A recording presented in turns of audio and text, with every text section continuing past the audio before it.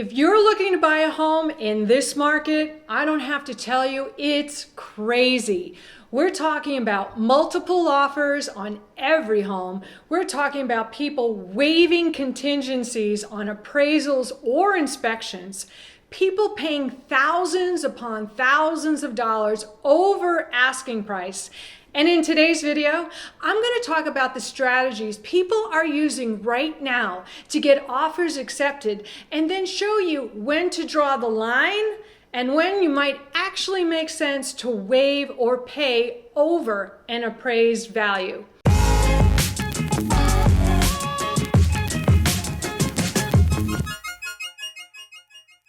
Hello, I'm Carol Bloom, a real estate relocation specialist with Move Us to Scottsdale and Keller Williams. I'm a licensed realtor both in Arizona and California.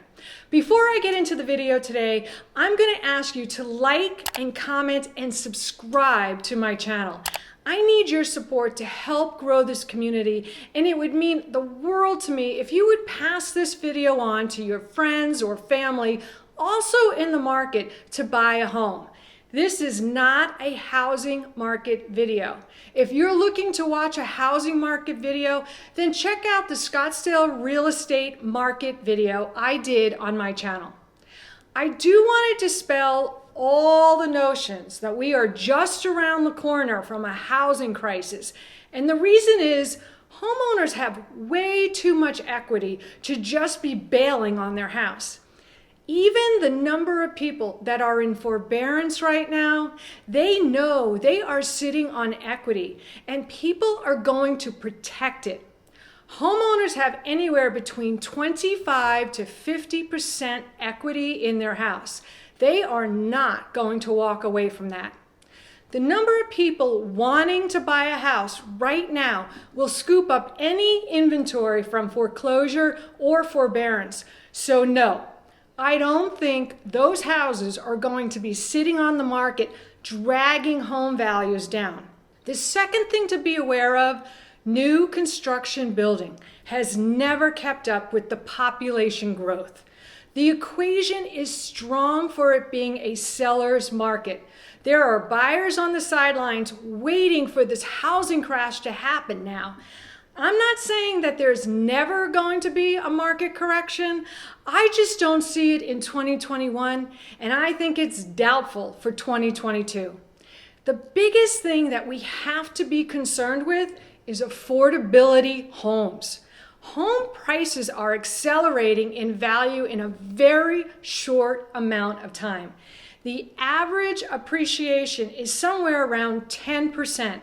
And the average income increased only 5%.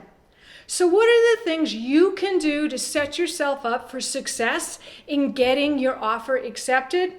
I'm going to give you a few things I see to be the most successful in getting offers accepted in this marketplace.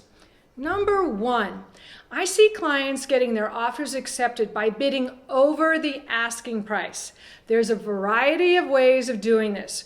Working with a great real estate agent is going to be crucial for you. I see people using escalation clause in their offer, which means you are willing to go over X amount of dollars over the highest bid up to a certain dollar amount and put a limitation on what you are willing to pay over an appraised value. Any guarantee you can give to the seller on what you are going to pay over asking price in the market is huge. You can't just bid over asking price because there's still an appraisal. If the appraisal comes in low, you will need to come up with the difference out of pocket, and I just want you to be aware of that. An appraisal is going to look back on previous sales for the past 3 to 6 months, sometimes up to a year. If it's a unique property and not a lot of comps are available, an example of this would be horse properties or semi to custom homes. Sometimes an appraisal will not take into account what the people are willing to pay for the market in real time. So you have to know if there are other houses that are for sale at higher prices or are bidding over what you have paid for the house. There is a good likelihood your house will appreciate or will gain in value to the extent that those houses are selling for. You really have to know the neighborhoods, and working with a local real estate agent that's going to talk to you about these things and show you where the projections are to help you make an informed decision easier. I know there are some areas in the valley where you might pay 7 to 10% over an appraised value at the moment, but you're going to make up that equity in a couple of months. You want to pay attention to the actual market and then understand the percentage of appreciation. Number 2, things I see that are getting offers accepted are people waiving their appraisal contingencies and waiving their home inspection contingencies. Now you might be asking, why would somebody waive their appraisal and home inspection contingencies? Let me say, banks will not allow you to waive an appraisal. They will not loan on a house without one. If you're a cash buyer, then you can decide to waive an appraisal contingency. By waiving a contingency, this sends a message to the seller. You, the buyer, is going to proceed regardless of the condition of the house or regardless of what the house is appraised at. I do want to bring some caution to any buyers watching this video to clearly think through waiving any contingencies and make sure you are talking to your real estate agent. You also need to talk with your loan officer about your budget to make sure whatever you are willing to pay for the house, the payment is no more than 25% of your overall net take-home income. Anything over that is going to put you in a poor situation. Number 3, consider having the buyer go through the underwriting process with a loan. The further along the buyer is in the underwriting process is the more security you are providing to the seller. If they know they don't have any conditions or if you've already been reviewed, this is another guarantee to the seller. You're going to move forward on the purchase. You definitely want to talk to your loan officer about it. Now, the last thing you can do is to be flexible on your move-in time. People think that having an under 30-day close of escrow is the only way to get your offer accepted.